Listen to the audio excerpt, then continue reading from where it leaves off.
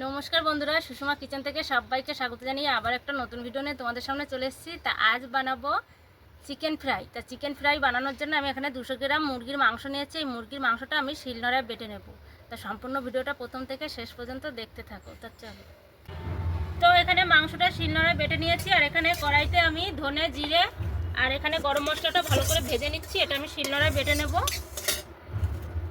মাংসটা আমি ভালো করে ভেজে নেব। এখানে তেল দিয়ে দিলাম,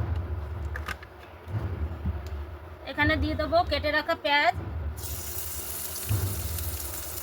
পেঁয়াজটা আমি লাল লাল করে ভেজে নেব। এখানে দিয়ে দেবো নুন হলুদ পেঁয়াজে।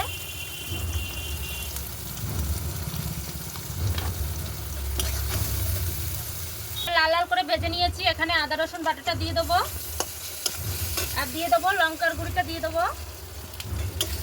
মশলাটা ভালো করে ভেজে নিয়েছি। উপর থেকে ধনে গুঁড়ো জিরে গুঁড়ো গরম মশলাটা ভেজে রাখা বেটে নিয়েছিলাম দিয়ে দিলাম উপর থেকে। আর এখানে রয়েছে বেটে রাখা মাংসটা দিয়ে দেবো, দিয়ে ভালো করে কষিয়ে নেব।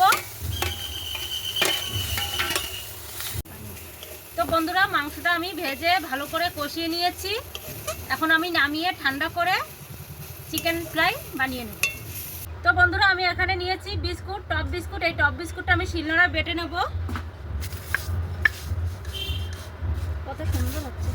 তো চিকেন ফ্রাই বানানোর জন্য এখানে ডিম নিয়েছি, দুটো ডিম নিয়েছি। ডিমটা এখন ফেটিয়ে নেব। ডিমটা ছেলে ফেটিয়ে দেবে। আর এখানে নিয়েছি আমি 4 চামচ ময়দা নিয়েছি, আর এখানে 3 চামচ কর্নফ্লাওয়ার নেব। নিয়ে জল দিয়ে ভালো করে গুলিয়ে নেব।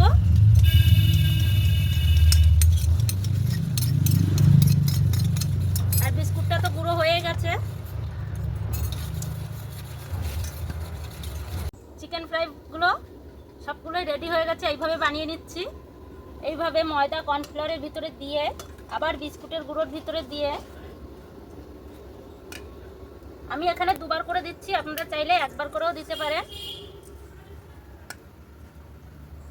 এইভাবে ছেড়ে দেবো তেলের ভিতরে।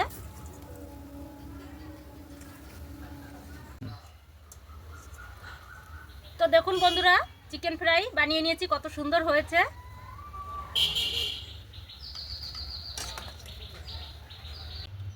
তো বন্ধুরা, ফিশ ফ্রাই রেডি হয়ে গেছে। কেমন হয়েছে তোমাদেরকে একবার দেখিয়ে দিই। ভিতরটা খাস্তা হয়েছে আর দেখতে খুব সুন্দর লাগছে, দারুণ হয়েছে।